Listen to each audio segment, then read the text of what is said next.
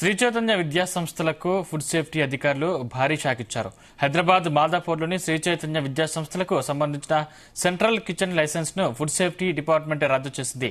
Kitchen లో ఆహార తయారీని తక్షణమే నిలిపివేయాలని ఆదేశిస్తూ ఉత్తర్వులు జారీ చేసింది. ఉత్తర్వులు ఉల్లంఘించి వంట తయారు చేస్తే కఠిన చర్యలు తీసుకుంటామని హెచ్చరించింది. వేల మందికి భోజనాన్ని తయారు చేస్తున్న కిచెన్ అపరిశుభ్రంగా ఉండడంపై ఫుడ్ సేఫ్టీ అధికారులు ఆగ్రహం వ్యక్తం చేశారు. కిచెన్ లో పాడైపోయిన ఆహార పదార్థాలు నిల్వ ఉన్నట్లు గుర్తించారు. సుమారు 125 కిలోల గడువు తీరిన ఆహార పదార్థాలను అధికారులు సీజ్ చేశారు.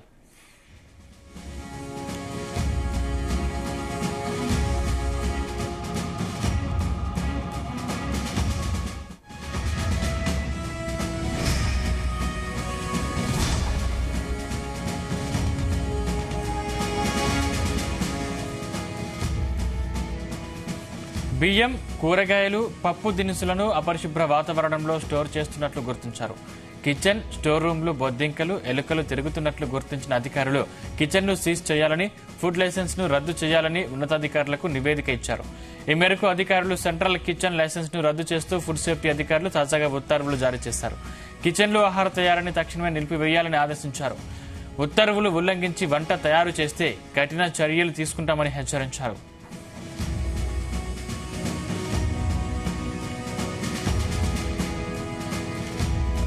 ఇదే అంశానికి సంబంధించిన మరింత సమాచారం మా క్రైమ్ బ్యూరో చీఫ్ రవితేజ అందిస్తారు. రవితేజ,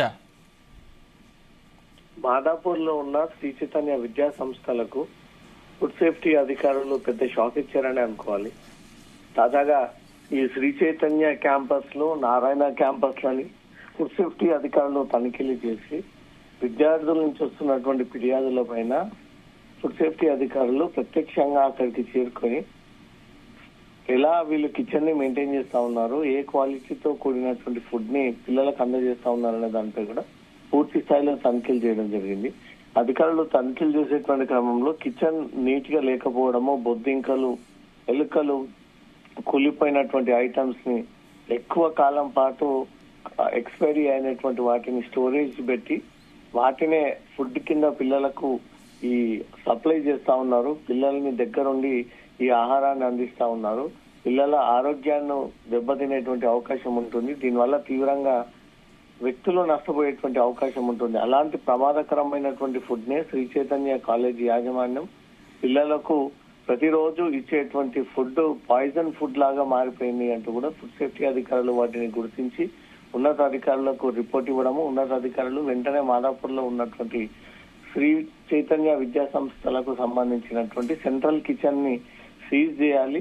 సీజింగ్ తర్వాత వీళ్ళు ఏదైనా ఉల్లంఘనకు పాల్పడి మళ్ళా వంట ప్రిపేర్ చేసి పిల్లలకు అందించినట్లయితే తీవ్రమైనటువంటి చర్యలు ఉండబోతా ఉన్నాయి అంటూ మాత్రం శ్రీ చైతన్య యాజమాన్యానికి ఫుడ్ సేఫ్టీ అధికారులు హెచ్చరించి ఈ ఆదేశాలు జారీ చేయడం జరిగింది.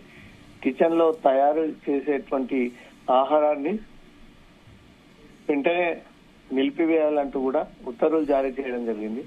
ఉత్తర్వులు ఉల్లంఘించి వంట తయారు చేస్తే మాత్రం కఠిన చర్యలు ఉంటాయంటూ మాత్రం యాజమాన్యానికి ఫుడ్ సేఫ్టీ అధికారులు హెచ్చరించారు.